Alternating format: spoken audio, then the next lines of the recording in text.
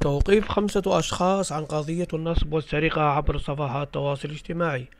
عالجت مصالح أمن ولاية الجزائر قضية السرقة بالتعدد مع استحضار المركبة والإخطار عن جريمة وهمية، وتم توقيف 5 أشخاص مشتبه فيهم استولوا على دراجة نارية لأحد المواطنين بعد عقد صفقة بيع وشراء عبر صفحات التواصل الاجتماعي.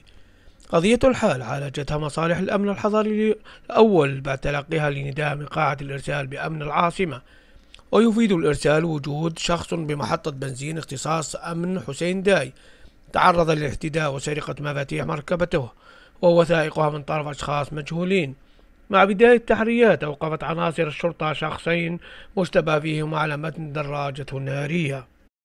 بالتحري معهما تبين أنهما راح ضحية سرقة بالتعدد لمبلغ مالي قدره 17 مليون سنتيم باستحضار سيارة من قبل أشخاص حددوا معه موعد لشراء دراجة نارية عبر صفحات التواصل الاجتماعي.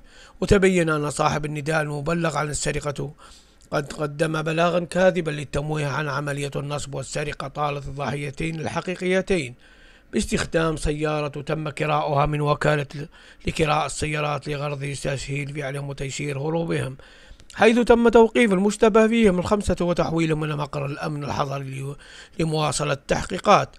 بعد استكمال الإجراءات القانونية المعمول بها تم تقديم المشتبه فيهم أمام الجهات القضائية المختصة.